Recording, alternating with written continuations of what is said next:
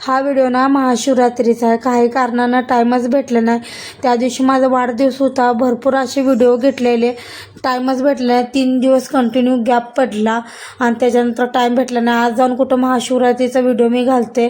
चला तर ब्लॉगला सुरुवात करू. हा ना, ते मंदिरला गेलो 4च्या टायमाला. तिथून घेतलं बेलपत्र, दूध वगैरे सगळं घेतलं. घरून तर काहीच घेऊन आले नव्हते. मग बाहेरच तिथं भेटलं. चांगलं झालं, म्हणलं बरं झालं इथं सगळं भेटून गेलं. ताट वगैरे देवाचे तयार करून घेतले. मग पूजेला गेलो. तिथं आर्यन अचानकच रडायला लागला. म्हणलं कुठं गेलं ना, एकदम रडायला करतोय, माझं मूड ऑफ होतोय. मग तिथून मला असं वाटतंय घरी जाऊन गुमान बसावं. कारण हिने कसं तर त्याला शांत केलं. मग मी बाहेरूनच पूजा वगैरे करून घेतलो. लाडूला बी माझ्या संग पूजा करायचं होतं, मग तिला बी जवळ घेतलं. दोघं वगैरे पूजा केलो आणि तिथून आम्ही घरी येताना ना एक मंदिरला गेलतं. तिथं आम्ही सगळी फॅमिली एकत्र पूजा करून घेतली. मग घरी आल्यानंतर ही जी गळ्यातलं आहे ना, माझ्या मैत्रिणीनं मला बड्डे गिफ्ट दिले. कमेंटमध्ये नक्की सांगा तुम्हाला कसं वाटलं.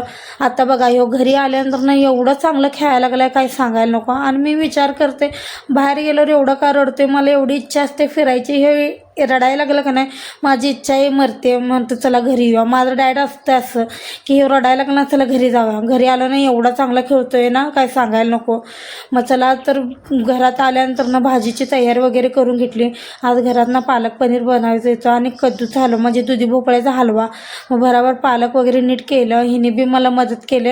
हिने एका साईडला मसाला वगैरे करून घेतले. तिथं ना पालक वगैरे नीट करून स्वच्छ धुवून ग्रेव्ही वगैरे करून घेतली. पालक पनीरला फोडणी वगैरे मारलं. खूप छान पालक पनीर झालं. कद्दूचा हलवा ना मी माझ्या मैत्रिणीच्या घरात खाल्लेलं आहे. दुधी भोपळ्याचा एवढा छान केलेलं ना, तिलाच फोन लावून रेसिपी विचारली आणि तसंच मी केला. खूप छान झालेलं होता. मग देवाला नैवेद्य वगैरे दिलं. चपाती, दुधी भोपळ्याचा हलवा, पालक पनीर, भात वगैरे देवाला नैवेद्य ठेवला. त्याच्यानंतरनं ह्यांना जेवायला वाढलं. आजचा व्हिडिओ कसा वाटला नक्कीच कमेंट करून सांगा. व्हिडिओ आवडला तर लाईक, फॉलो करा. चला तर भेटूया पुढच्या ब्लॉगमध्ये. बाय.